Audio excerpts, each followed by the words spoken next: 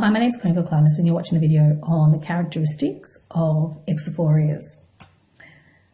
So as we've already discussed in the previous video, when we have a exodeviation, regardless of whether it is an exophoria or an exotropia, we can classify it in accordance with the size of the deviation, what happens to that deviation or the size of the deviation when we compare the near and far.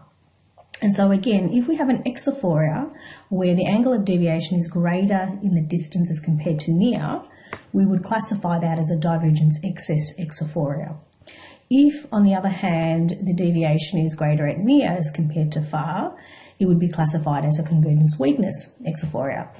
And should there be little difference between near and far, then we call it basic.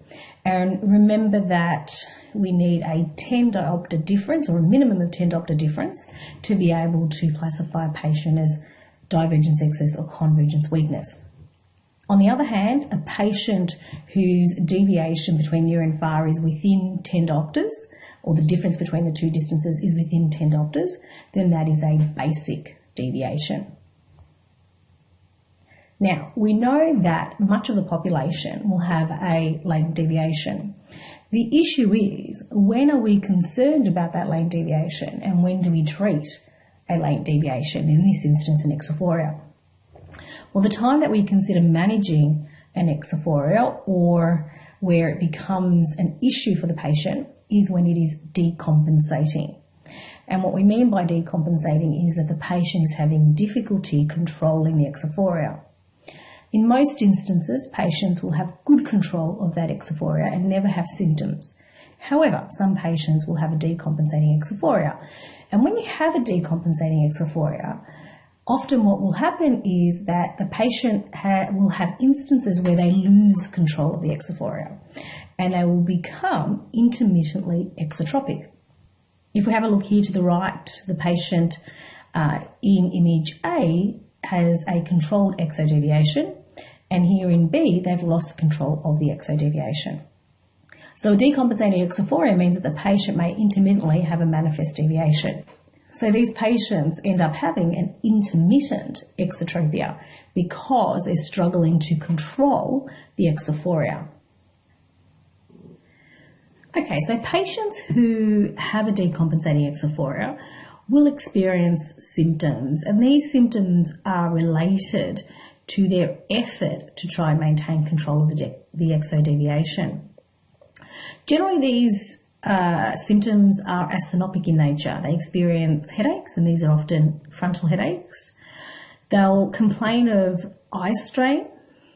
They may complain of blurring of print, and this is generally related to their effort to manipulate accommodation in order to control the deviation. So for an exophoria, what the patient would be doing is trying to accommodate in excess of what they need to for that particular distance that they're looking at in order to induce some accommodative convergence to control over that exodrift.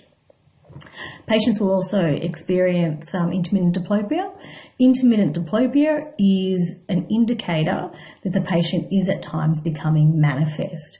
The only time we experience diplopia that's due to strabismus is when the patient has a manifest deviation. So the complaint of intermittent diplopia means that the patient is losing control of that exodrift.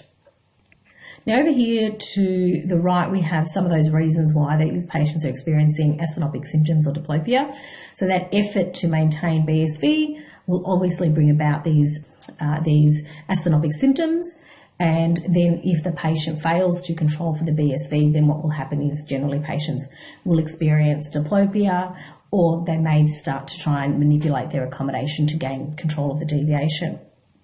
What I haven't talked about is the potential for a spasm of accommodation to occur due to a decompensating exophoria.